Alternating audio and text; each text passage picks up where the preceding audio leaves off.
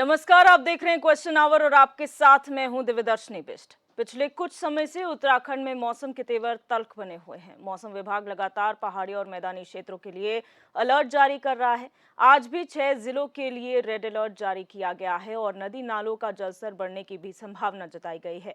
साथ ही अगले 3 दिनों तक राज्य में मौसम खराब रहने की संभावना भी जताई गई है। प्रदेश में हो रही बारिश से जनजीवन पूरी तरीके से अस्त व्यस्त है। बारिश से हुए नुकसान की मुख्यमंत्री पुष्कर सिंह धामी मॉनिटरिंग कर रहे हैं। सीएम ने न सिर्फ आपदा कंट्रोल रूम जाकर अधिकारियों के साथ हालातों की समीक्षा की, बल्कि प्रभावित क्षेत्रों का हवाई और स्थलीय जायजा भी लिया। राज्य आपदा प्रबंधन विभाग से मिले आंकड़ों पर नजर डालें तो भारी बारिश से प्रदेश में अब तक 637 करोड़ का नुकसान हो चुका है। अब तक 58 लोगों की आपदा से मौत हो चुकी है। 37 लोग घायल हैं, जबकि 19 लोग अभी भी लापता हैं। इसके साथ ही 62 बड़े मवेशी, 462 छोटे मवेशियों की मौत के साथ ही पोल्ट्री फार्मर्स का भी बहुत नुकसान हुआ है। इसके इतर विपक्ष लगातार मानसून की तैयारियों को लेकर सरकार पर हमलावर है। कांग्रेस प्रदेश उपाध्यक्ष सूर्यकांत धस्माना ने सरकार पर निशाना साधते हुए कहा कि आपदा से निपटने के लिए सारा सिस्टम फेल है।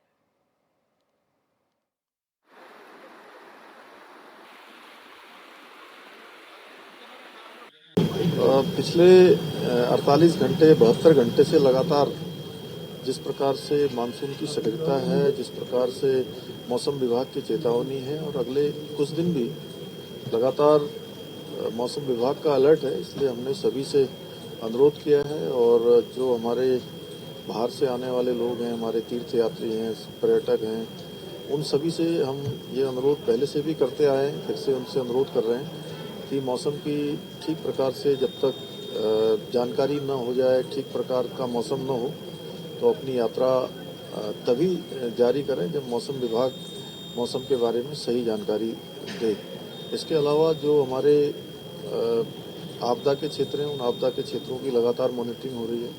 वहाँ पर जो यथासंभव सहायता है, उस सहायता को कर रहे हैं प्रशासन और हमारे दूसरी संस्थाओं के लोग, एनडीआरएफ, एसडीआरएफ, आईटीबीपी और सेना के लोग भी लगातार हमारे संपर्क में हैं। जहाँ पर जैसी जरूरत हो रही है उनको भेज रहे हैं। हमारा प्रयास है कि इस आपदा के समय में हम चूँकि आपदा को रोक तो नहीं सकते, लेकिन आपदा के बाद जो नुकसान हो रहा है, जिस प्रकार की सहायता की आवश्यकता है, वो हर संभव सहायता देने का हमारा प्रयास है। डिपार्टमेंट से मिले थे पूरे, कल जो सीएम साहब के सामने उन्हें प्रेजेंट किया है, 637 करोड़ का नुकसान दिखाया गया। लेकिन अभी असेसमेंट चल रहा है, वो प्रिलिमिनरी असेसमेंट है सारे विभागों के साथ, जिसमें सेंट्रल टीम जो आई है उनके सामने भी हम प्रेजेंट करेंगे कि कितना अब तक का क्षति हुआ है। और मानसून अभी और होगा तो उसमें और बढ़ोतरी होगी। तो फिलहाल 637 करोड़ का नुकसान हमने उसको आकलन किया है। अभी नुकसान जो है ह्यूमन लाइफ जो है अभी तो अभी तक है 15 जून टू टिल डेट तक है, वो 58 है जो मतलब टोटल उत्तराखंड में है। और इसमें इंजर्ड जो पर्सन अभी 37 है और मिसिंग जो है अभी 19 चल रहे हैं। इसमें रुद्रप्रयाग जो गौरीकुंड में जो हादसा हुआ था उसके मिसिंग 18 है अभी। और जो बाकी तो फिर एनिमल्स वगैरह हैं और जो हाउसेस हैं वो हैं, उसमें जो फुली हाउसेस है वो 33 है। और बाकी जो इंफ्रास्ट्रक्चर की जो वो है हमारे पास, जो अब तक की रिपोर्ट है, इसमें जो रोड कल का जो रोड का स्टेटस था वो टोटल जो थी 2816 रोड जो थी इफेक्टेड थी और उस पर रिस्टोर हो गई है 2576। जो अभी रिस्टोर होनी है उनको वो होनी है 241 टोटल। बाकी जो है वो पेयजल जल संस्थान वगैरह अपने उसमें लगे हुए हैं और बाकी सभी लोग कर ही रहे हैं, अपनी जो भी डिपार्टमेंट्स है वो अपनी ड्यूटीज़ कर ही रहे हैं। इसमें हमारे यशस्वी मुख्यमंत्री माननीय पुष्कर सिंह धामी जी बहुत ही संवेदनशील मुख्यमंत्री हैं और वो लगातार जिस प्रकार से हमारे प्रदेश के अंदर जो आपदा की अभी स्थिति है उसको ग्राउंड जीरो पर जा कर के स्वयं उसकी मॉनिटरिंग कर रहे हैं और पूरे तंत्र को, चाहे जिलाधिकारी हों, चाहे आपदा प्रबंधन से जुड़े अधिकारी हों, लगातार 24 घंटे वो अलर्ट, स्वयं भी अलर्ट मोड में हैं और अधिकारियों को भी अलर्ट मोड में रहने के उन्होंने निर्देश दिए हैं। जिस प्रकार से उनके द्वारा पूरे प्रदेश के अंदर आपदा की समीक्षा ली जा रही है, निश्चित रूप से हम कहते हैं बहुत ही संवेदनशीलता के साथ वो कार्य कर रहे हैं। जिस प्रकार से आपदा का कहर है, उस आपदा से निपटने के लिए और स्थानीय जनता को मदद देने के लिए सारा सिस्टम फेल है। सरकार कहीं नजर नहीं आ रही।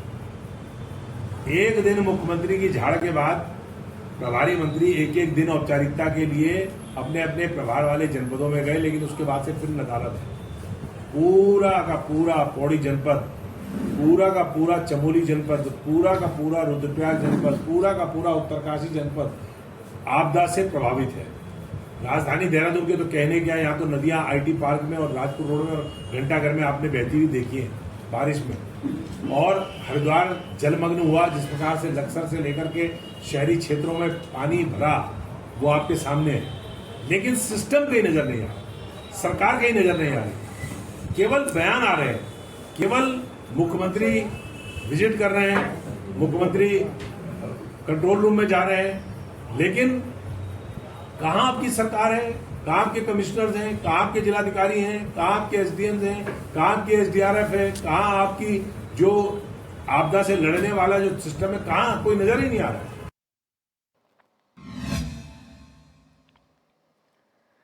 तो आज इसी मुद्दे पर हम चर्चा करेंगे कि ग्राउंड जीरो पर मुख्यमंत्री मौजूद हैं, जो तमाम आपदा से स्थिति बनी हुई है उसका जायजा ले रहे हैं। वहीं दूसरी ओर विपक्ष की बात करें तो तैयारियों को नाकाफी बता रही है कांग्रेस और ये कह रही है कि सिस्टम पूरी तरीके से फेल है तैयारियों में। तमाम मेहमान हमारे साथ जुड़ चुके हैं, उनका इंट्रोडक्शन आपसे करा देते हैं। हमारे साथ केदार सिंह रावत जी, पूर्व विधायक भारतीय जनता पार्टी, जुड़े हुए हैं। डॉक्टर जीतराम आर्य, पूर्व विधायक कांग्रेस, लाइव जुड़े हुए हैं। डीके पाल जी, आप प्रवक्ता हैं, और अजीत सिंह जी, वरिष्ठ पत्रकार, हमारे साथ जुड़े हुए हैं। आप सभी मेहमानों का इस चर्चा में स्वागत है। सबसे पहले केदार सिंह रावत जी, आपसे जानना चाहेंगे, जो स्थिति बनी हुई है, 600 के पार करोड़ रुपए कुछ ऐसे हैं जिसका नुकसान का आकलन किया गया है। इतने बड़े स्तर पर नुकसान हुआ है, हालात क्या हैं? देखिए, निश्चित रूप से हमारे उत्तराखंड में पहाड़ी क्षेत्रों में वैसे तो बरसात के सीज़न में हमेशा ही जो है आपदा की स्थिति रहती है, और अलर्ट मोड पे, चौकन्ने मोड पे जो है सबको निर्देशित किया जाता है, चाहे एनडीआरएफ हो, एसडीआरएफ हो, स्थानीय प्रशासन हो, आपदा प्रबंधन विभाग के लोग हों, तो इनको चौकसी बरतनी पड़ती है।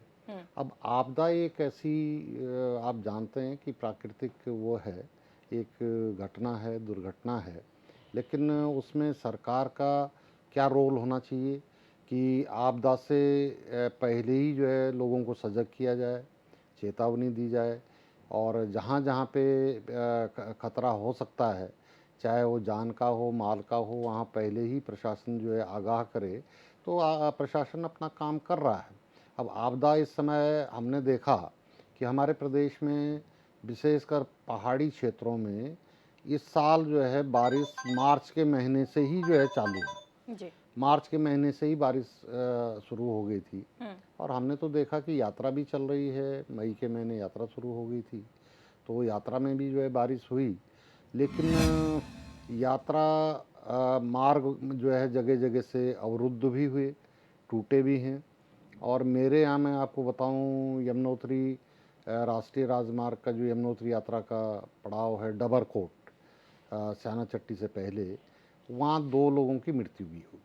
एक तो पुलिस कांस्टेबल थे जो वहाँ पे ट्रैफिक को कंट्रोल कर रहे थे, या जो पहाड़ी से जो बोल्डर्स गिर रहे थे, पत्थर गिर रहे थे, उनके उस स्थान पे थोड़ा दूर पे खड़े थे और गाड़ियों को इशारा करते थे कि भाई अब रुक गए हैं पत्थर, तो आप चलिए। तो एक तो पत्थर उनके लगा भी लगभग 1.5 महीने पहले की बात है। और ये कभी 5-7 दिन पहले एक यात्री बस थी जिसमें बोल्डर जो गिरा पहाड़ी से डबरकोट में, वो बोल्डर जो है बस के एक सिरे से एक दरवाजे से दूसरे दरवाजे तक क्रॉस कर गया, और उसमें एक महिला यात्री जो कि नौजवान थी 25-30 वर्ष की, उनकी जो है दुखद मृत्यु हो गई। तो इस तरह की घटनाएं हो रही हैं, और लोगों को भी थोड़ा सावधानी बरतनी चाहिए। इसी डबरकोट जोन के लिए केंद्र सरकार ने जो है टनल का सर्वेक्षण जो है वो चल रहा है, वहाँ पे टनल बनाने की बात चल रही है, और वैकल्पिक मार्ग के लिए भी हम लोगों ने सरकार से जो है मांग की है, क्योंकि जब ये स्लिप जोन लगभग 4-5 साल पहले ये सक्रिय हुआ था डबरकोट का, तो उस समय भी वहाँ पे आपदा के तहत जो है एक आपातकालीन मार्ग बनाया गया था, जिससे यात्री वाहनों को निकाला गया, उसकी निकासी की गई, और उसके अतिरिक्त जो है एक वैकल्पिक मोटर मार्ग की भी बात चली थी, लेकिन अगले वर्ष से जो है ये जो सक्रिय भूस्खलन जोन था वो रुक गया और इसी वर्ष जो है ये प्रारंभ हुआ, लेकिन उससे पहले ही ये टनल की जो प्रक्रिया है उसकी वो स्वीकृति के अंतिम चरण में है जी। और टनल बन जाएगी, लेकिन टनल बनने में टाइम लगेगा। इसलिए मैंने भी सरकार से निवेदन किया, माननीय मुख्यमंत्री जी से निवेदन किया कि एक वैकल्पिक मार्ग के रूप में 1-1.5 किलोमीटर का वो मार्ग पड़ता है और यमुना जी पे एक अतिरिक्त सेतु बनाना पड़ेगा। जी। उस सेतु को जो है जल्दी से जल्दी बनाया जाए ताकि स्थानीय लोगों के और जो पर्यटक और तीर्थयात्री हैं उनके किसी भी तरह से जान जोखिम में न जाए। दूसर में मेरे ही क्षेत्र में अभी राजतर और गंगानी में भी जो है बादल फटने से नुकसान हुआ, जान का तो नुकसान नहीं हुआ, लेकिन 2 पशु, एक गाय और उसका बछड़ा वो दब गया, गाड़ियां दब गई, कुछ मकानों को डैमेज हुआ, उसमें मलबा भर गया और एक टेंटेड कॉलोनी थी गंगानी में, उसमें सारा मलबा भर गया। शुक्र इस बात का है कि समय से पहले जो उसमें रुके हुए तीर्थयात्री लोग थे वो, क्योंकि पानी का जब बहाव अंदर गया तो उन लोगों को किनारे कर दिया गया था, इसलिए कोई जान की नुकसान नहीं हुआ। ऐसे ही पुरोला में भी जो है भारी नुकसान हुआ है, गंगोत्री राष्ट्रीय राजमार्ग पे सड़कों का नुकसान हुआ है। प्रदेश में भी अन्य जगह हम देख रहे हैं कि बहुत बड़ी आपदा इस समय रुद्रप्रयाग गौरीकुंड में भी जो पहाड़ी टूटी, और हालांकि वो गलत जगह पे जो है बने हैं, जो छप्पर ढाबे वगैरह बने हैं कि बिल्कुल पहाड़ी के नीचे और पीछे भी कोई जगह नहीं है, उसको ऐसा नहीं होना चाहिए था, लेकिन ये बहुत बड़ी दुर्घटना वहाँ पे हुई। लगभग 23 लोग जो है लापता हुए, जिसमें शायद अभी तक 3 ही 4 शव जो है बरामद हो पाए हैं, बाकी लोग लापता ही चल रहे हैं। कोटद्वार में भी अभी हम लोगों ने देखा कि काफ़ी नुकसान हुआ, भवनों को भी और पुलों को भी, पुलों का नुकसान अन्य जगह भी हुआ। तो सरकार की तरफ से मैं ये कहना चाहूँगा कि माननीय मुख्यमंत्री जी स्वयं भी आप देख रहे हैं, हम सब लोग देख रहे हैं कि वो हवाई सर्वेक्षण भी कर रहे हैं और संवेदनशीलता के साथ अधिकारियों को जो है वो निर्देशित भी कर रहे हैं और ग्राउंड जीरो पे जाकर के भी जो है देख रहे हैं स्थिति को, परिस्थिति को, प्रशासन को और आपदा प्रबंधन को जो है उन्होंने निर्देशित भी किया है। और यहाँ भी हम देखते हैं कि यदा कदा वो अचानक ही कभी रात को, कभी समय असमय जो है वो आपदा प्रबंधन नियंत्रण जो कक्ष है हमारे सचिवालय में, उसमें पहुंच जाते हैं और अधिकारियों को अलर्ट रहने की बात करते हैं, समीक्षा करते हैं। कहीं ना कहीं काम तो हो रहा है ये प्रशासन और शासन यही कर सकता है। और मैंने जहां भी मैं गया हूं अपने क्षेत्र में, तो वहां पे तात्कालिक जो राहत सहायता मानकों में होती है वो वितरित कर दी गई थी, और उसके अलावा जो डैमेजेस हुए हैं, जो नुकसान हुआ है, उसका जो हमारे दैवीय आपदा मानकों के तहत जो राहत या मुआवजा दिया जाना है उसका आगणन किया जा रहा है, कई जगह दे भी दिया गया है। ठीक है सर, तो उसके जो भी शासन उसके और भी प्रशासन उसमें की आएंगे तरफ से किया जी। जाना है वो अलर्ट। ठीक है, आर्य जी आपके पास आऊंगे, अगर आप मुझे सुन पा रहे हैं। यहाँ पर तमाम जो है डिटेल में जानकारी दी गई है पूर्व विधायक साहब की तरफ से। आप कितना इत्तेफाक रखते हैं, क्योंकि कांग्रेस तो ये कह रही है कि पूरा तंत्र फेल हो चुका है तैयारियों में? देखिए, आदरणीय केदार सिंह रावत जी ने बहुत ही संजीदा रूप से तमाम आपदा की घटनाओं को वर्णित किया, लेकिन हकीकत यह है कि मैं सबसे पहले तो ये जानना चाहूंगा कि भारतीय जनता पार्टी की जब जो है 17 के चुनाव हुए और उसके पहले के चुनाव है, 12 के चुनाव, 14-15 में जब आए, तो इन्होंने कहा कि ऑल वेदर रोड, माननीय मोदी जी ने चिल्ला चिल्ला करके कहा ऑल वेदर रोड बना दिया हमने, 12,000 करोड़ दे दिया। तो आज वो ऑल वेदर रोड, आज तो कहीं वो ऑल वेदर रोड का कहीं जिक्र ही नहीं हो रहा है। ऑल वेदर रोड का मतलब क्या होता है ये उनकी उस समय समझ ही में नहीं आया। मुझे लगता है कि हाँ, जब ऑल वेदर रोड बनती है तो उसमें टनलें बनती है, एलिवेटेड रोड बनती है, उसमें प्रॉपर ड्रेनेज सिस्टम होता है, उसमें सब कुछ होता था कि वो साल भर वो सड़क चल सके। आजकल भाजपा वाले उसको भूल गए कि ऑल वेदर रोड भी कभी कहा था उस समय। तमाम टीवी में मीडिया, प्रिंट, इलेक्ट्रॉनिक मीडिया, तमाम मीडिया से all weather road Modi ji ने 12,000 करोड़ दे दिया उत्तराखंड को जो है। और आज आप देख रहे हैं हालत आपदा की, वो सड़कें जो है, चाहे आप बद्रीनाथ जाओ, केदारनाथ जाओ, गंगोत्री जाओ, यमुनोत्री जाओ, जो कांग्रेस ने चार धाम यात्रा का, चार धाम योजना थी कांग्रेस की, वो उसको इन्होंने बदला, ऑल वेदर रोड से चिल्ला चिल्ला के कहा। तो वो जो आज चार धाम की यात्रा, चाहे आप गंगोत्री की बात करें, चाहे यमुनोत्री की बात करें, चाहे बद्रीनाथ की बात करें, केदारनाथ की बात करें, और भी पिथौरागढ़, धारचूला, मुनस्यारी की बात करें। मैं जब विधायक था तो मैंने तत्कालीन माननीय मुख्यमंत्री जी के सामने रखा था। मैंने कहा कि उत्तराखंड का लगभग 70% भूभाग जो है, 70 से 75, 80%, बल्कि भूभाग 80% भूभाग पहाड़ी क्षेत्र है। और बहुत कम क्षेत्र हमारा प्लेन का एरिया है, उधम सिंह नगर और हरिद्वार को छोड़ करके पूरा का पूरा उत्तराखंड 80% भूभाग पहाड़ी क्षेत्र में है। और उस पहाड़ी क्षेत्रों में आपदा साल दर साल आपदा आती है और तमाम लोगों को जन और धन की हानि होती है, तमाम चीजें होती है। लेकिन आज तक, तब उस समय तत्कालीन मुख्यमंत्री जी ने डीएम के परव्यू में हर जिले को कुछ पैसा दिया था कि ये डीएम के रखवाले आपदा के लिए रखे थे। 2 करोड़ रुपया, 5 करोड़ रुपया जो है, 5-5 करोड़ रुपया जो है हर जिलाधिकारी को आपदा से निपटने के लिए दिया था कि तुरंत आपदा आई, इमीडिएटली हमको अगर रिलीफ करना है तो उनके डीएम के परव्यू में कुछ पैसा रखा जाए। 5 करोड़ वो कभी हमने सुना नहीं। माननीय मुख्यमंत्री जी आपदा कंट्रोल रूम जा रहे हैं, तमाम हवाई सर्वे कर रहे हैं, लेकिन ये मैंने नहीं सुना है कि उन्होंने किस जिले में कितना रुपए का आवंटन किया है आपदा से निपटने के लिए। भाई जन हानि हो रही है, धन की हानि हो रही है, सड़कों की हानि हो रही है, उसको करने के लिए आपको पहले धन की आवश्यकता होगी। तो उस धन की क्या व्यवस्था है? भारतीय जनता पार्टी चुनावों के लिए जरूर तुमान उनके प्रचार शुरू हो जाते हैं। लोकसभा का चुनाव के लिए मीटिंगें होती है, लेकिन आपदा के लिए मीटिंग नहीं होती है, स्वास्थ्य के लिए मीटिंग नहीं होती है, जनहित के मुद्दों को लेकर के मीटिंग नहीं होती है।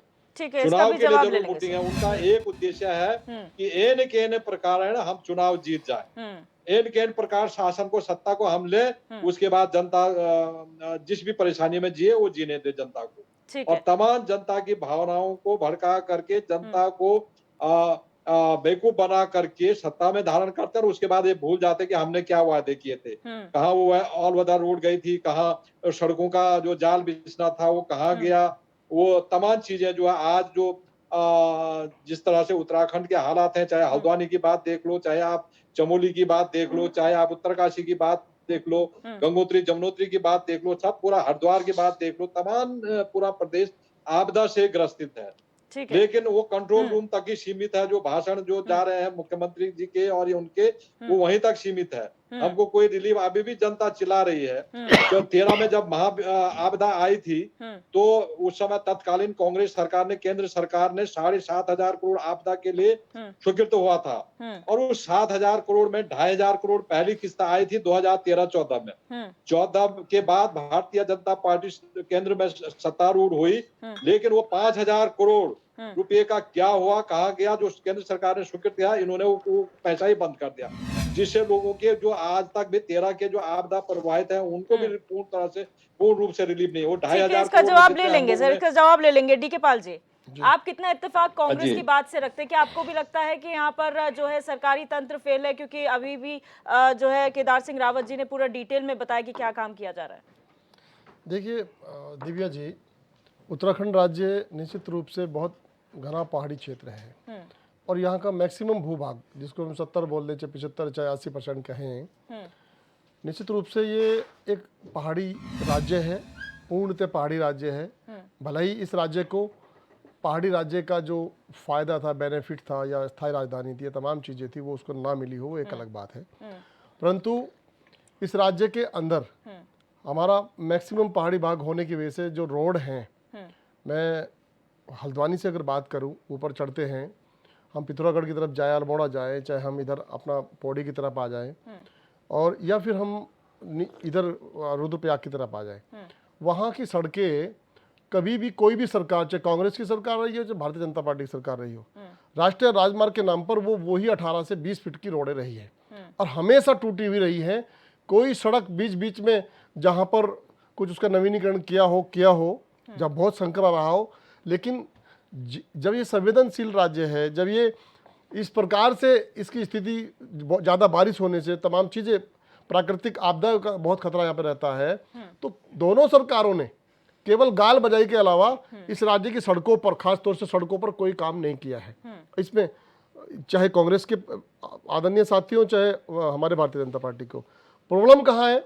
ऑल वेदर रोड की बात मैं करूँगा नहीं, क्योंकि ऑल वेदर रोड पर छीछर गर्दी इतनी ज़्यादा है, शुरू करेंगे तो वो ख़त्म होने का नाम नहीं लेगी। आज ऑल वेदर रोड के कारण वो दूसरी तरह से गिनवा रहे थे। निश्चित रूप से ऑल वेदर रोड का मतलब ही ये होता है कि इसकी आयु ज़्यादा हो, 2 से 3 साल 4 साल पहाड़ी क्षेत्र में चले। वैसे तो 1 साल में ही सड़क खराब हो जाती है, लेकिन ऑल वेदर का मतलब ये है कि उसके नीचे से तमाम उसके छोटी छोटी पुलियां बनी हो, पानी जो आता है पहाड़ से वो सीधे सड़क पर न जाकर नीचे से उतर के आ जाए, जैसे मसूरी के कई जगहों पे आपको देखने को मिलेगा, मसूरी रोड के ऊपर। तो इस प्रकार की व्यवस्थाएं सरकार अगर करती तो निश्चित रूप से ये प्राकृतिक आपदाएं तो आनी ही है। उत्तराखंड हो चाहे हिमाचल प्रदेश हो चाहे जितने भी पहाड़ी राज्य हो, उन सब में ये तो मान लीजिए कि ये कोई नई बात नहीं है कि सरकार ये कह करके अपना पल्लू झाड़ ले कि भाई ये तो पहाड़ी राज्य है, प्राकृतिक आपदाएं हैं, ये तो भगवान की वजह से है। भाई ठीक है, वो तो है ही है, उसमें तो आप और हम कुछ कर ही नहीं सकते हैं। हम 2 चीजें कर सकते हैं, एक तो सिस्टम को जो सड़कें हैं दुरुस्त कर सकते हैं, उसको निश्चित रूप से पहाड़ी क्षेत्र के हिसाब से उसके नीचे चाहे पुलियां बनाए, जब पानी की व्यवस्था नीचे से निकालें, वो सब कर सकते हैं। और तमाम चीजें, बहुत बड़े बड़े इंजीनियर विभागों में बैठे, पीडब्ल्यूडी का विभाग हो, दूसरे विभाग हो, चाहे हमारी तमाम चीजें हो, वो बैठे, लेकिन वो उस पर काम ही नहीं करते, उसका सदुपयोग ले ही नहीं रहे, हो ही नहीं रहा है। और दूसरा यह है कि प्राकृतिक आपदाओं के बाद आप उन लोगों को कितनी जल्दी और कितनी त्वरित स्थिति में आप उनको उनके घर, जिसका उजड़ गया उसको घर देते हैं, भैंस चली गई, गाय चली गई, जानवर चला गया, उसको मुआवजा कितनी देर में देते हैं, और तमाम ऐसी चीजें जो उनको जरूरत होती है उसके बाद में आपदा से ग्रसित होने वाले लोगों के परिवार को, उसको हम कितनी जल्दी से उसको समाप्त करते हैं, चाहे वो डीएम के माध्यम से, चाहे वो सीएम के माध्यम से, चाहे कैसे भी, चाहे वो प्राकृतिक जो इनका विभाग है उसके माध्यम से। लेकिन इन दोनों चीजों में सरकारें कहीं ना कहीं केवल भगवान भरोसे चल रही है। सड़कों का हाल, महानगरों की सड़कों का हाल तो आप देख सकते हैं कितना बुरा हाल है, लेकिन हमें जो चिंता है वो उस 80% भूभाग की है, उस पहाड़ी क्षेत्र की है, जहां वाकई परेशानियों की बहुत लंबी लाइन है।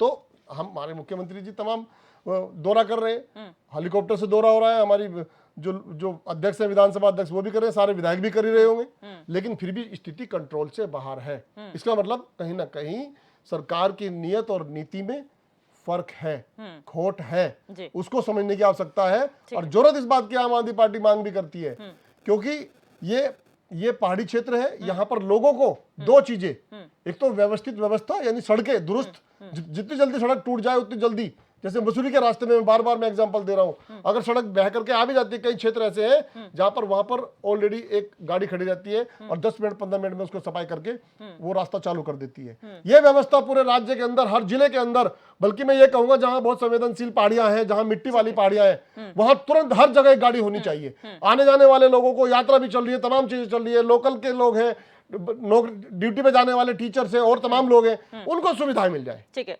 लेकिन सरकार अगर इसको सुनिश्चित करे और सरकार इस पर गंभीरता से काम करे, तब तो बात है, नहीं तो दौरे तो बहुत करते आए हैं। बिल्कुल। अजीत जी, आपको क्या लगता है, क्या जो ग्राउंड जीरो पर मुख्यमंत्री का जाना काफी है, या फिर जो बात कांग्रेस की तरफ से की जा रही है कि सरकारी तंत्र कहाँ है, आपके अधिकारी कहाँ हैं, मंत्री कहाँ हैं? देखिए, ये बिल्कुल बहुत बड़ी हम आपदा की स्थिति से जूझ रहे हैं राज्य, और जैसा कि अभी डिस्कशन में बातें हो रही हैं कि अलग अलग जिलों में बहुत हालत ख़राब है, जगह जगह भूस्खलन हो रहे हैं। आप देखिएगा कि मलबे में कार दब गई और वो अगले दिन पता चल रहा है उसका, कितनी भयावह स्थिति है, 5 लोग उसके अंदर दम तोड़ गए, तो बहुत भयावह स्थिति है। और इसके 2-3 बड़े टेक अवे हैं जो अभी इस साल की स्थिति है। पहली बात तो ये है कि ये उस तरह की आपदा नहीं है जैसे भूकंप आ जाता है, अचानक से कोई बहुत बड़ी आपदा आ गई। बारिश लगातार हो रही है, ज़्यादा हो रही है, लेकिन ऐसा नहीं कि ओवरनाइट बहुत ज़्यादा भूकंप जैसी स्थिति हो या 2013 में जो केदारनाथ आपदा आई उस तरह की स्थिति हो, जी। लेकिन नुकसान फिर भी बहुत ज़्यादा है। अभी हम डेटा में देख रहे थे कि करीब 60 लोगों की जान जा चुकी है, करीब 18-20 लोग लापता हैं, तमाम लोग घायल हैं और जो नुकसान हुआ है।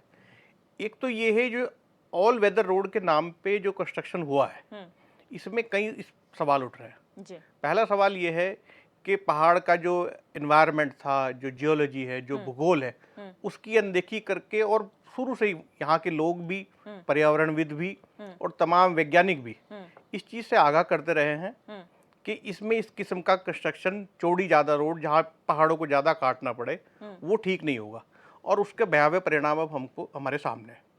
दूसरी बात है, जो कंस्ट्रक्शन हुआ भी है जी। उसमें भी तमाम तरह की खामियां आपको सामने आ रही है। उसका नतीजा ये है कि तमाम नए भूस्खलन के क्षेत्र उत्पन्न हो गए। पहले जो राज्य में हम सुनते थे बड़े बड़े 5, 7, 10 पॉइंट थे ऐसे जहां भूस्खलन हो रहा था, जी। अब आप देखिए कि केदारनाथ रोड हो, हाईवे हो, चाहे बद्रीनाथ हाईवे है, चाहे गंगोत्री यमुनोत्री हाईवे, लगातार इनमें भूस्खलन हो रहा है और नए नए लैंडस्लाइड के इस तरह के जोन बन रहे हैं। ये बहुत बड़ी चिंता के कारण है, इसका भी अध्ययन होना चाहिए और कई लोग इसको ऑल वेदर रोड के लिए जिस किस्म का पहाड़ों के कटान हुआ, जंगलों का काटे गए और जो कंस्ट्रक्शन हुआ और उसमें भी जो लापरवाही रही है उसको जिम्मेदार मानते हैं। कंस्ट्रक्शन का तरीका भी बहुत जिम्मेदार हो सकता है कहीं नए लैंडस्लाइड जोन बनने के लिए, बिल्कुल। तो उसका भी एक अध्ययन होने की जरूरत है।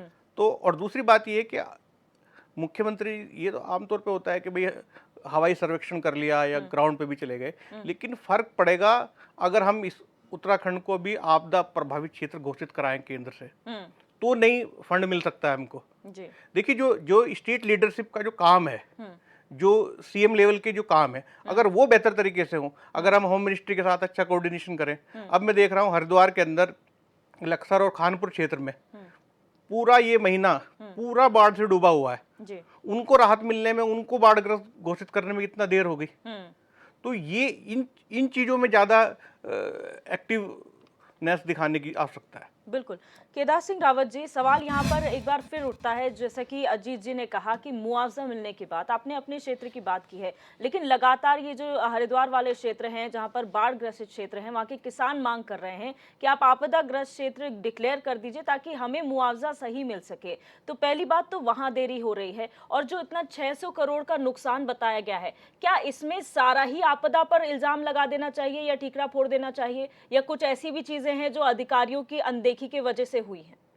नहीं, देखिए, बहुत अच्छे सुझाव भी अन्य मित्रों की ओर से आए हैं। हमारे पुराने साथी जीतराम आर्य जी जो पूर्व विधायक रहे हैं, उन्होंने भी सुझाव दिए। हमारे पाल साहब ने भी, हमारे वरिष्ठ पत्रकार अजीत सिंह जी ने भी सुझाव आए हैं। और ये भी कि आपदा में राहत या मुआवजा देने के लिए क्या कार्रवाई की जा रही है। हम सबको पता है कि जो दैवीय आपदा के मानक हैं आपदा प्रबंधन के हिसाब से, उस हिसाब से ही जो है वो तय होना है। जहाँ तक हरिद्वार जिले की बात अभी कही गई है, मेरी जानकारी में ये है कि हरिद्वार जिले के लिए अभी 2 दिन पहले ही जो है केंद्रीय टीम आ चुकी है वहाँ पे, और वो सर्वेक्षण कर रही है, आकलन कर रही है क्षति का, और क्या किया जा सकता है क्या नहीं किया जा सकता है। उसके लिए वो जैसे ही उसकी रिपोर्ट जो है केंद्र सरकार को जाएगी, तो केंद्र सरकार की ओर से भी और राज्य सरकार के जो मानक हैं और केंद्र सरकार की ओर से अगर स्पेशल वहाँ पे कुछ अन्य जो नुकसान हुए हैं, जैसे फसलों का नुकसान हुआ है, बताया जा रहा था कि फसलें सड़ गई हैं,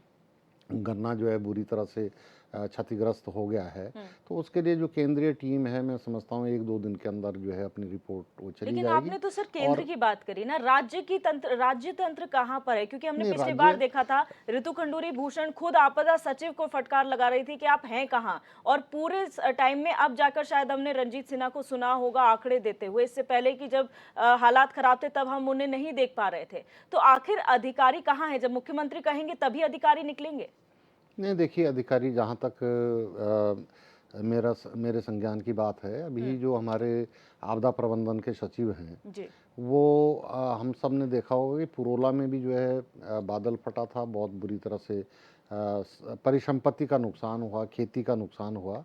तो वहाँ पे भी आपदा प्रबंधन सचिव जो हैं वो भी गए हुए थे, गढ़वाल के कमिश्नर भी गए हुए थे, जिले के जिलाधिकारी भी गए हुए थे। तो लेकिन जो राज्य सरकार जो कर सकती है, ऐसा नहीं है कि सचिव कहीं सो रहे हैं या कमिश्नर सो रहे हैं या डीएम सो रहे हैं, सब अलर्ट मोड पे हैं। लेकिन राज्य सरकार जो उनके दैवीय आपदा के मानक हैं उसके तहत ही जो है क्षति का आगणन करके उसकी प्रतिपूर्ति कर सकते हैं। जहाँ तक तात्कालिक अहेतुक सहायता का प्रश्न है, तो तात्कालिक अहेतुक सहायता तो तुरंत ही दे दी जाती है। जैसे माननीय आर्य जी अभी कह रहे थे कि साहब वो बजट रिलीज नहीं हुआ, ये नहीं हुआ, नहीं वो तात्कालिक जो आपदा है उसके लिए तो फंड हमेशा ही अब जिलाधिकारी तक के कितना निवर्तन में मुआवजा रखा दिया जा जाता चुका है। है सर? जी अभी तक कितना मुआवजा दिया जा चुका नहीं, है इस सरकार बात की की तो तरफ से?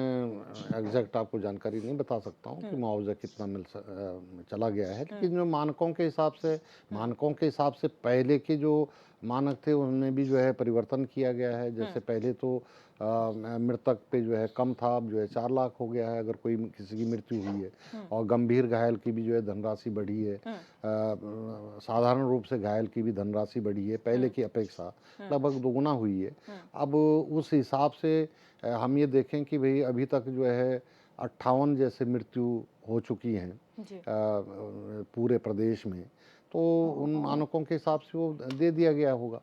और क्योंकि 58 में से अभी मुझे लगता है 18-19 बॉडी अभी रिकवर नहीं हो पाई है जो आपके गौरी कुंड में हुई थी आपदा।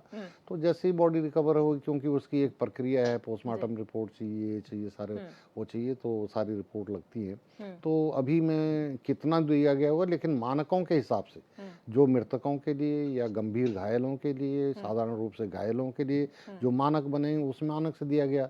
और फसलों के लिए या डैमेजेस के लिए जो परिसंपत्ति का डैमेज हुआ है, जो पशुओं की हानि हुई है। अब देखिए मेरे यहाँ जो अभी मैं बता रहा था गंगानी में, मैं गया था पूछने तत्काल वहाँ पे, तो जो गाय और बछिया दबी थी उसका जो है 67,000 रुपये वो कह रहे थे कि साहब हमें मिल गया। तो इसका मतलब ये है कि और प्रशासन ने जो अहेतुक सहायता थी वो भी जो है दे दी थी, जो भी थोड़ा बहुत 5-5 हज़ार रुपये जो है उनके मानकों में। और बाकी जो भवनों के डैमेज की बात थी या गाड़ियों की या टेंटेड कॉलोनी की, तो उसका आकलन रिपोर्ट तहसील स्तर से, एसडीएम स्तर से डीएम को चली गई थी। मैं समझता हूँ जल्दी जो है उसका भी आवंटन कर दिया जाएगा। तो ऐसा नहीं है ऐड करना चाह रहा हूँ कि हिमाचल ने अभी क्या किया, हिमाचल में उत्तराखंड से भी ज़्यादा तबाही मची है और इसी तरह का सिनेरियो है। उन्होंने अपनी कई परियोजनाओं में, जहाँ एनएचआई की ऐसी परियोजनाएं हैं जहां एनएचआई की कमी से डैमेज बढ़ा है, तो उन्होंने एनएचआई को नोटिस भेजा, ऐसी खबरें आ रही हैं कि भाई आपकी वजह से हुआ। हाँ, तो उत्तराखंड में भी इस तरह के मामले हैं जहां गलत, आप देखिए मोहन में यातायात बंद रहा और हम वहां साफ तौर पे देख रहे हैं कि नदी के अंदर पिलर गाड़ के तमाम लोगों ने इसका भी विरोध किया, तमाम पर्यावरणविद ने इसका विरोध किया।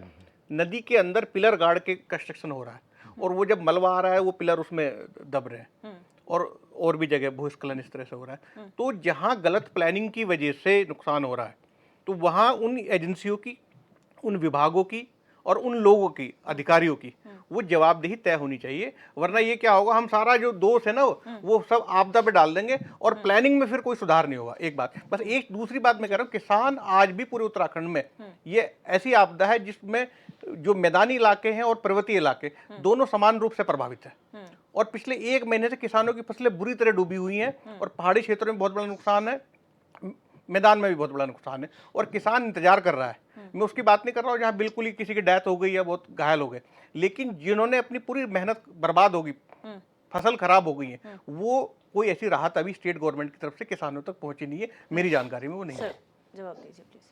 नहीं, देखिए अच्छा सुझाव आपने दिया कि देखिए वैसे तो दैवीय आपदा जो है वो दैवीय प्रकोप है, लेकिन अगर अतिवृष्टि से कोई मानव जनित जो है कोई वो है त्रुटि है कि जैसे अभी हमारे वरिष्ठ पत्रकार साथी ने कहा कि जानबूझ के पिलर जो है नदी में बनाए जा रहे हैं या ऐसी जगह पे कंस्ट्रक्शन किया जा रहा है जहाँ पे कि बिना सॉइल टेस्टिंग के है, जो इंजीनियरिंग टेक्निक्स हैं या अधिकारियों की खामी से हुआ है, तो उसके लिए निश्चित रूप से उनको जिम्मेदार ठहराया जाना चाहिए ताकि वो हमेशा के लिए एक उदाहरण बने। तो इस बात के मैं डीके पाल आपके माध्यम से भी और अलग से भी माननीय मुख्यमंत्री से निवेदन करूंगा कि ये बात सही है कि दैवीय आपदा तो दैवीय प्रकोप है, उसके मानकों के हिसाब से जो है उसकी राहत मिलनी चाहिए जो प्रभावित लोग हैं, किसान हैं, मजदूर हैं या अन्य लोग हैं।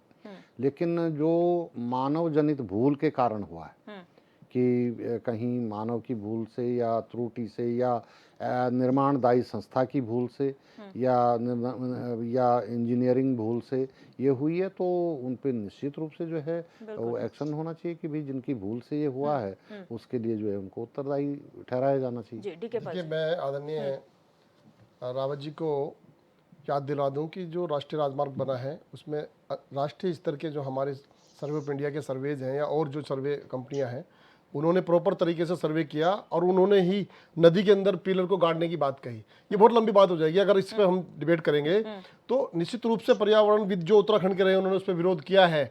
अजीत जी बिल्कुल सही कह रहे हैं और लोगों ने, राजनीतिक दलों ने भी विरोध किया है, लेकिन पहाड़ी क्षेत्र है, उस तरह की व्यवस्था वहाँ पर मौजूद है, वो एक अलग बात है कि वहाँ करना कितना जायज़ है कितना नहीं है। लेकिन उत्तराखंड के अंदर हम बार बार हर साल कोई ना कोई आपदाएं, कोई ना कोई प्राकृतिक समस्याएं आती है क्योंकि पहाड़ी क्षेत्र है, पानी आएगा तो कहाँ से जाएगा, जब निकासी नहीं होगी, तमाम चीज़ें नहीं होगी। बात यह है आदरणीय रावत जी कि आपका क्षेत्र हो चाहे तमाम उत्तराखंड का क्षेत्र हो, आप जाके देखिए मंसूरी में आदरणीय जीत राम आर्य जी बोल रहे थे, जो जिसका क्षेत्र है वो अपने भली भांति रूप से जानता है। लेकिन किसी भी जगह उत्तराखंड के अंदर सरकार सजगता के साथ में, बड़ी दृढ़ता के साथ में कभी भी बारिश से पहले, तमाम इन चीजों से पहले तैयारी नहीं करती है।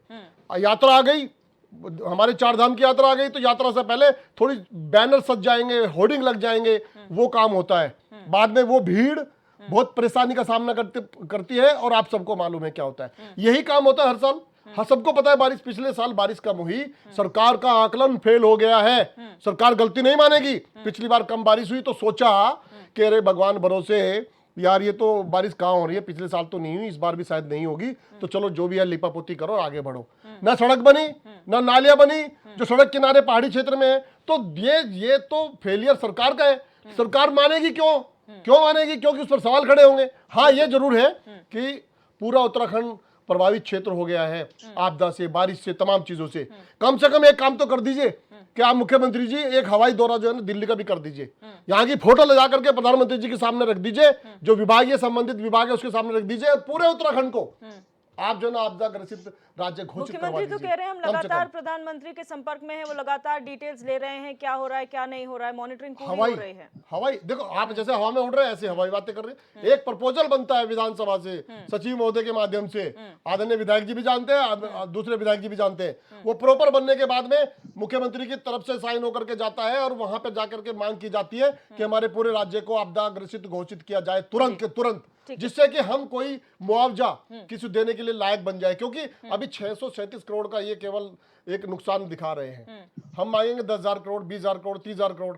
इसका मतलब ये छोटी छोटी चीजें, सरकार पूरा आकलन नहीं कर पा रही है नुकसान का। 500-700 करोड़ दिखा करके आप सरकार के पास नहीं जा रहे, इसका मतलब कुछ गोलमोल है। आप सरकार को नहीं जाना चाहते क्योंकि ये डबल इंजन की सरकार है।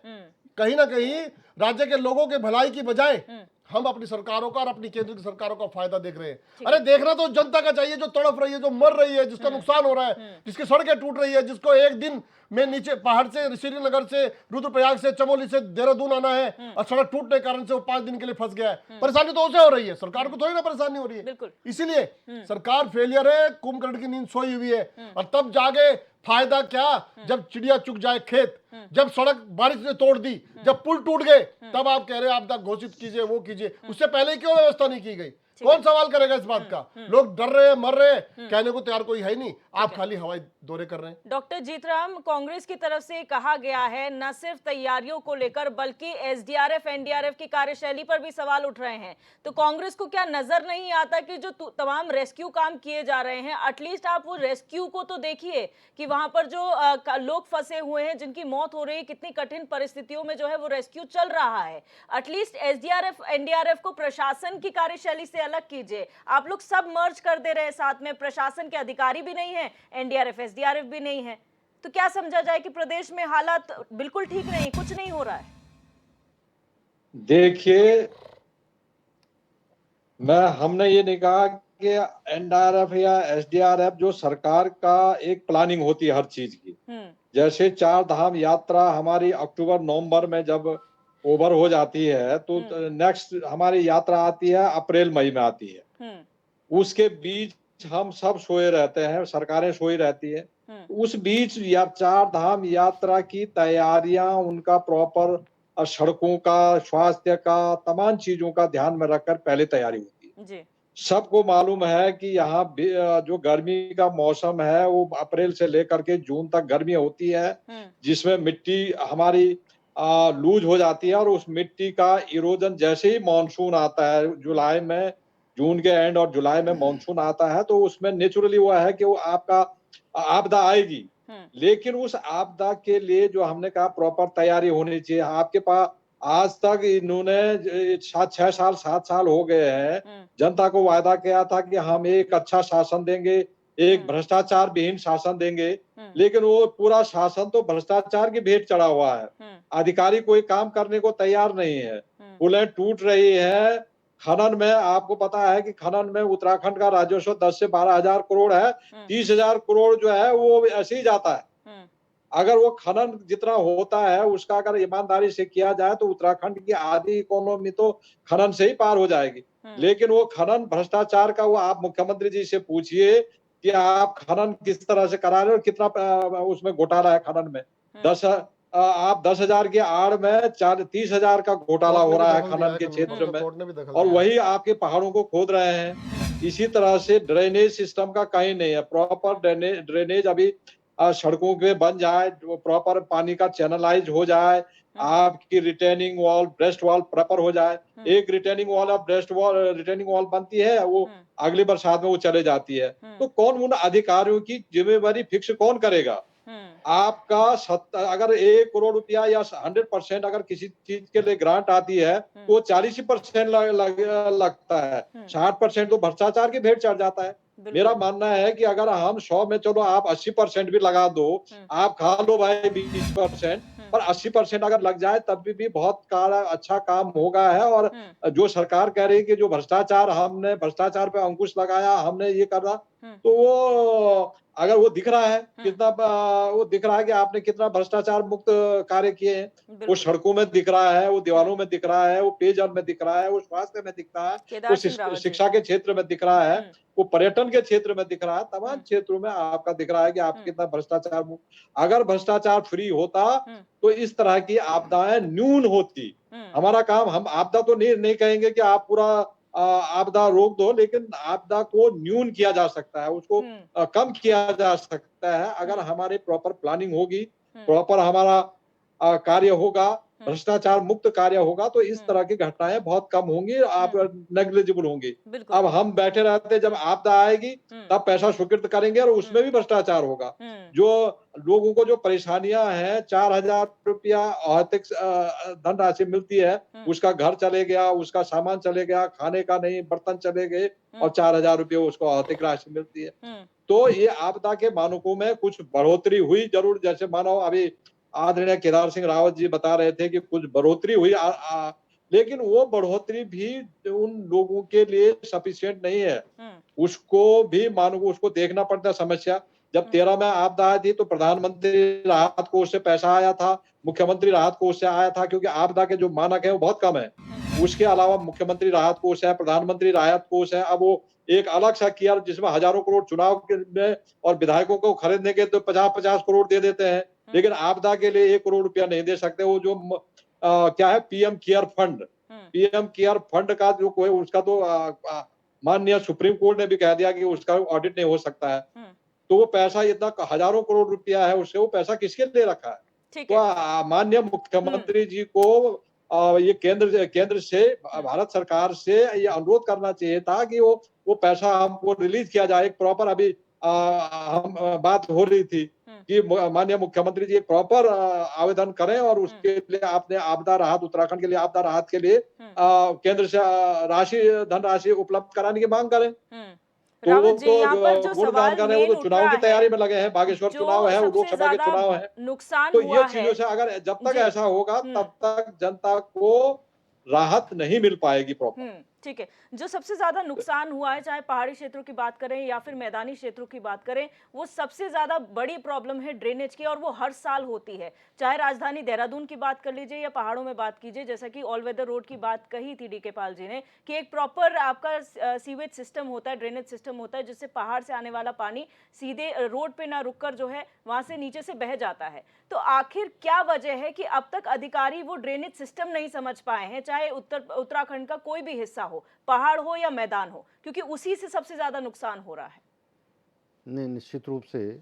उससे पहले मैं ये भी कहना चाहता हूँ कि अभी बात आई भ्रष्टाचार पे कि सरकार के द्वारा भ्रष्टाचार पे कुछ नहीं किया जा रहा है। मैं समझता हूँ इससे पहले भी जो सरकारें थी उन्होंने कितने अधिकारी कर्मचारियों को जो है भ्रष्टाचार के मामले में नौकरी से बर्खास्त किया या जेल भेजा। और मैं आपके माध्यम से कहना चाहता हूं कि पूरे प्रदेश की जनता भी देख रही है कि माननीय धामी जी की सरकार में कितने भ्रष्ट अधिकारियों को, चाहे वो आईएएस अधिकारी थे, चाहे इंजीनियरिंग के अधिकारी थे, चाहे कर्मचारी थे, उनको जो है कितनों को जो है जेल भेज दिया गया। सर लेकिन आपदा के समय में तो कोई पहले भी तो जेल ऐसा नहीं नहीं गया, हुआ। कोई जेल नहीं नहीं, गया सर। अधिकारी आपदा के जब समय पुल पे टूट नहीं, जाते हैं तो आपदा कोई के समय पे नहीं, भ्रष्टाचार के कोई विरुद्ध जेईई नहीं। हमने देखी नहीं एक है मैसेज देने कार्रवाई वाली बात, होते हुए। एक मैसेज देने वाली बात होती है सरकार की कि भाई जो जिनके भ्रष्टाचार जो है जांच के बाद सामने आ चुके हैं उस पे सरकार ने क्या कार्रवाई की। तो मैं ये समझता हूं कि जिनके भ्रष्टाचार जांच के बाद जो है सरकार के पास आए उनके विरुद्ध जो है सख्त कार्रवाई की गई। और ये हम सब को पता है, वो पूरे उत्तराखंड की जनता को पता है। और पहले जो है भ्रष्ट अधिकारियों के खिलाफ क्या कार्रवाई की जाती थी, कितनों के खिलाफ कितनों को जेल भेजा गया, ये हम सब जानते हैं। तो ये तो भ्रष्टाचार की बात अलग है। और अभी आपने कहा कि ये जो ड्रेनेज सिस्टम का है, निश्चित रूप से उसके लिए तो मास्टर प्लान बनने चाहिए प्रत्येक शहर के, कस्बे के, नगर पालिका के। और मास्टर प्लान के हिसाब से जो ये होना चाहिए, उसी के तहत जो है जैसे हमारे देहरादून को स्मार्ट सिटी का जो है एक बड़ा बजट केंद्र सरकार की ओर से वो हुआ है। लेकिन ये ज़रूर है कि उसमें स्मार्ट सिटी के कार्य को पूर्ण करने में जो है विलम्ब हो रहा है। तो सरकार ने उसमें कार्यदायी संस्था को भी बदला है, कॉन्ट्रैक्टर्स को भी बदला है, और वो कार्य जो है हम देख रहे हैं कि गतिमान है। उसमें थोड़ा विलम्ब जरूर हुआ है लेकिन वो समय से वो होगा। इसी तरह से केंद्र की सहायता से, जैसे अभी कहा जा रहा है साहब केंद्र ने कोई सहायता नहीं दी, अभी तो जो है सरकार जो है आकलन कर रही है। अभी हमारे सामने आया कि 637 करोड़ का जो है प्रारंभिक आकलन है वो। अभी विस्तृत आख्या तो विस्तृत रिपोर्ट्स जो है ग्राउंड जीरो से अधिकारियों की, टेक्निकल एक्सपर्ट्स की, वो आएंगी और जो टीमें हैं उसकी आपदा प्रबंधन की, चाहे केंद्र की है चाहे राज्य की है, उनकी रिपोर्ट के आधार पे निश्चित रूप से माननीय मुख्यमंत्री जी, माननीय प्रधानमंत्री जी के संपर्क में हैं, उनसे आग्रह कर रहे हैं कि आप जो है हमें इसकी राहत सहायता देंगे, जो भी देंगे। तो जो रिपोर्ट जब आ जाएगी बहुत जल्दी ही, क्योंकि अभी तो जो है इंटरिमी रिपोर्ट आ सकती है, अभी बरसात का जो है आपदा का समय बीता नहीं है, लगभग 1 महीना 1.25 महीने का समय अभी और है बरसात का, तो उसमें भी जो है और नुकसान भी हो सकते हैं। तो अभी निश्चित रूप से हमें पूर्ण वो है आशा है कि हमारी राज्य सरकार जो है माननीय मुख्यमंत्री जी के नेतृत्व में बराबर प्रधानमंत्री जी से, केंद्र से बराबर जो है संपर्क में है, और केंद्र जो है भरपूर सहायता इसमें राज्य को हुई क्षति की प्रतिपूर्ति में करेगा। डीके पाल जी शॉर्ट में जवाब दीजिएगा, मैं फिर सरकार फाइनल कमेंट सरकार की संवेदनशीलता आदरणीय रावत जी ने प्रदर्शित कर दी है। मैं आपको बता दूं कि आप क्या 1-1.5 महीने का वेट कर रहे हैं कि और नुकसान होगा तो और सारी चीजें निकल के आएगी तो तब हम जाकर के कोई मांग करेंगे, तब कोई बात करेंगे। ये दुर्भाग्यपूर्ण बयान है, इसकी हम निंदा करते हैं और ये समझना चाहते हैं कि क्या जब आज की डेट में आप त्राही बता रहे हैं, आप अपने क्षेत्र में आपने 15 जगह गिनवाया और जीतराम जी बैठे हैं जो विधायक हैं, पूर्व विधायक, उन्होंने अपने क्षेत्र में बताया। मैं कहता हूं पूरे राज्य के कोने कोने में बहुत त्राही हो रखी है। अभी हमारा टपकेश्वर मंदिर जाते जाते बिल्कुल ऐसी सारी दीवारें गिर गई जिसमें कि बस भगवान की कृपा से, भगवान शंकर की कृपा से बच गए। यदि भगवान शंकर की कृपा से ही बचना है तो ठीक है, आदरणीय केदार रावत जी भी और आदरणीय जीतराम जी भी। और सुनिए, आप आज जब त्राही हो रही है, तमाम सारे हेलीकॉप्टर से तमाम चीज, आज क्यों नहीं बैठ रहे हैं? हम कैबिनेट की बैठक केवल किस काम के लिए कर रहे हैं? आज इमरजेंसी बैठक क्यों नहीं बुलाई जा रही है? आज दूसरे विधायक जो कांग्रेस के हैं, विपक्ष है, वो क्यों नहीं मांग कर रहे हैं? खाली नाम के लिए विधायक है क्या? और ये सरकार के विधायक क्यों नहीं कह रहे हैं कि हमारे क्षेत्रों में हमारे लोग त्राईमाम हो रहे हैं? ये दुर्भाग्यपूर्ण है। इस बयान की मैं फिर निंदा करता हूं और मांग करती है आम आदमी पार्टी कि अभी के अभी कैबिनेट की बैठक बुलाई जाए। और हो सकता है आप सत्र नहीं बुलाना चाहते कभी भी, क्योंकि 2 साल से 1.5 साल से सत्र बुलाया नहीं, ऐसे मौके पर तो सत्र बुलाया जाए और तमाम सारे विधायकों से आंकड़े लिए जाए तुरंत। ये 600 करोड़ का मामला नहीं है नुकसान का, ये 6000 करोड़ से भी ज्यादा का नुकसान है। लेकिन खाली दिखाने के लिए जैसे अपनी सरकार को बचाना है, केंद्र की सरकार से पैसा नहीं लेना। अरे जीतराम सिंह जी भी तो कह रहे थे आदरणीय कि भाई 5000 करोड़ जो बकाया है उसकी मांग करे सरकार। कैसे मौके पे मांग करोगे? जब जरूरत होगी तभी तो मांग करेंगे। जब घर में कोई भूखा होता है तभी तो अनाज की और आटे की मांग करता है। तो इसलिए सरकार फेल हो रही है। फिर अभी भी वक्त है कि जितनी जल्दी हो सकता है आप राज्य की जनता को, जिसने आपको बम्पर बहुमत के साथ में जिताया है, विधानसभा में बैठाया है, उसकी कैबिनेट बुलाइए, विधानसभा का सत्र बुलाइए और तुरंत से तुरंत आप जो है मांग करिए सरकार से कि इस राज्य को बिल्कुल प्रभावित क्षेत्र घोषित करें। बजट लाए वहां से। जब आपकी डबल इंजन की सरकार है आदरणीय केदार सिंह रावत जी, क्या आप नहीं ला सकते? मिल सकता है आपको, जैसे हिमाचल को मिला है, अभी मैं फाइनल कमेंट उत्तराखंड को भी मिलेगा। ठीक है डीके पाल जी, मैं फाइनल कमेंट की ओर बढ़ूंगी। अजीत जी आपसे शुरुआत करूंगी। आपको क्या लगता है ग्राउंड जीरो पर मुख्यमंत्री का होना ही काफी है या फिर इसके अलावा क्या एक्सपेक्टेशन आपकी है? देखिए, अगर मुख्यमंत्री जी आपदाओं को लेकर और आपदा प्रबंधन को लेकर गंभीर हैं तो उनको सबसे पहले जो आपदा प्रबंधन के सचिव हैं उनको बदलना चाहिए था। और खास तौर पे जब विधानसभा अध्यक्ष रितु खंडूरी जी ने जो गंभीर मुद्दा उठाया था पुल के गिरने का और जिस तरह का उनका कन्वर्सेशन सामने आया था, उसके बाद सबसे पहला काम ये हो जाना चाहिए था। अगर विधानसभा अध्यक्ष और एक विधायक उनके कहने से नहीं हो पा रहा है, वो तो बहुत गंभीर सवाल थे। दूसरी बात, जोशीमठ आपदा से 1-1.5 साल का आप देखिए तजुर्बा जो सरकारी व्यवस्था का जूझते हुए, वो फेलियर है पूरी तरीके से। तो इन 2 घटनाओं के बाद भी अगर आपदा प्रबंधन के सचिव को नहीं बदला जा रहा है, इसका मतलब ये है कि राज्य सरकार ये दर्शाना चाहती है, उसका मैसेज ये है कि जैसा चल रहा है वैसे ही चलता रहेगा। बिल्कुल। 2 बातें मैं इसमें बहुत शॉर्ट में समय की बहुत संक्षेप में बता रहा हूँ कि अभी हमें एक तो जो डेवलपमेंट का मॉडल है, ये जो ऑल वेदर रोड टाइप का जो डेवलपमेंट है, इस मॉडल को बदलने की जरूरत है, जो मैसेज इस पूरी सिनेरियो का। दूसरा, जो हमारा आपदा प्रबंधन से निपट का जो प्रबंधन का जो तरीका है, उसको भी बहुत मजबूत करने की जरूरत है। वो भी अभी जैसा चल रहा है वो नाकाफी है। बिल्कुल। डॉक्टर जीतराम, बहुत शॉर्ट में सर फाइनल कमेंट आपसे लेना चाहूंगी। देखिए, मैं ये कहना चाहूंगा कि भारतीय जनता पार्टी की सरकार प्रदेश में सत्तारूढ़ है और इस समय उनके पास दूसरा उनका कार्यकाल चल रहा है। पहले कार्यकाल में तो जो कुछ किया उन्होंने मुख्यमंत्री बदलने के काम किए, दूसरे में कम से कम एक प्लानिंग करें, केवल आपदा के टाइम पे ही नहीं, उसके बाद आपदा के बाद भी दूसरी बरसात तक आपको प्लानिंग करनी चाहिए कि प्रॉपर जो आपका लोगों को, जनता को जो मुआवजा मिलना हो, जो प्रॉपर ड्रेनेज हो, प्रॉपर सड़कों का रखरखाव हो, तमाम चीजें जो हैं उसकी एक प्लानिंग कंटिन्यूअस होनी चाहिए। और जो मैंने बताया कि जो भ्रष्टाचार जो हो रहा है, अधिकारियों पे लगाम लगानी चाहिए, उनकी जवाबदेही फिक्स करनी चाहिए। अगर वो पुस्ता टूट रहा है या सड़क का वो हो रहा है तो उनकी उसी समय आपने खर्चा किया, उनकी जवाबदेही क्या है? तो ये जवाबदेही सरकार को तय करनी चाहिए और उस जवाबदेही के कारण जो आपका जो जितने भी आपदा के जो नुकसान हो रहे हैं उसकी भरपाई और केंद्र सरकार से आपको डिमांड करनी चाहिए। उसकी भरपाई के लिए अगर प्रदेश के पास सीमित संसाधन है तो केंद्र सरकार, आपकी डबल इंजन की सरकार है, वो काम करे और प्रदेश की जनता के हित में काम करे, दोनों डबल इंजन सरकार, तब तो लगेगा डबल इंजन है। आपदा प्रबंधन जो हमारा विभाग है, उनके पूरे सिस्टम को इस समय दुरुस्त करने की आवश्यकता है। सारे विधायक जितने भी हैं और खासतौर से मुख्यमंत्री जी सारे विधायकों से चर्चा करने के बाद में आकलन लें और सही आकलन को, जो हजारों करोड़ में है, उसको एक आपदा ग्रसित राज्य घोषित कराने के लिए प्रधानमंत्री जी के पास में जाए और इस राज्य को जितनी जल्दी हो सकता है आपदा ग्रसित घोषित करवाएं। ठीक है। केदार सिंह रावत जी, बहुत शॉर्ट में फाइनल कमेंट, क्या आप आश्वस्त करेंगे प्रदेश की जनता को? अभी आदरणीय डीके पाल जी ने कहा कि मैंने ये कहा बयान में कि 1.5 महीने हम और इंतजार करें। मैंने ऐसा नहीं कहा है, वो उनके समझने में भूल हुई है। तो मेरा कहने का मतलब ये था कि जो अभी अंतरिम जो नुकसान की रिपोर्ट आएगी उसको केंद्र से जो है उसकी भरपाई की जाएगी। और अभी तो जो है 1-1.25 महीने का और है, अब कितना वो होगा, नहीं कितना कितना नुकसान हो सकता है, कितना नुकसान होगा। नहीं अभी 1 मिनट बात सुन लीजिए, आपकी बात मैंने सुनी।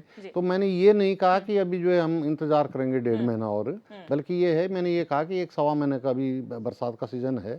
दूसरे में एक बात और आई कि क्यों नहीं सब उसके आपदा प्रबंधन के सचिव को बदला गया। तो आदरणीय खंडूड़ी जी ने, जो हमारी विधानसभा की अध्यक्षा हैं, जो उन्होंने मांग रखी वो जो है स्वीकार कर ली गई। तो फिर बदलने की कहाँ बात आती? अगर नहीं स्वीकार करते, वो नहीं मानते, तब तो बात थी। तो ये है। और निश्चित रूप से जो भी है, केंद्र सरकार भी पूरी तरह से मदद करने को तत्पर है। माननीय मुख्यमंत्री जी भी इसमें संजीदा हैं, वो चौकन्ने हैं। ठीक है, आप सभी मेहमानों का इस चर्चा में जुड़ने के लिए बहुत बहुत शुक्रिया। आज हमने चर्चा की ग्राउंड जीरो पर मुख्यमंत्री हैं और जो स्थिति बनी हुई है प्रदेश में कितनी काबू में है और किस हद तक काम करने की अधिकारियों को भी जरूरत है, ताकि जो नुकसान है उसका सही मुआवजा जो है वो लोगों को मिल सके और जल्द से जल्द राहत बचाव कार्य हो और आगे ऐसा स्थिति ना बने, उसको लेकर भी अधिकारियों को काम करने की जरूरत है। बहुत सारे सुझाव इस डिबेट में मिले हैं। फिलहाल क्वेश्चन आवर में मेरे साथ बस इतना ही। आप देखते रहिए HNN 24/7, जुनून सच दिखाने का।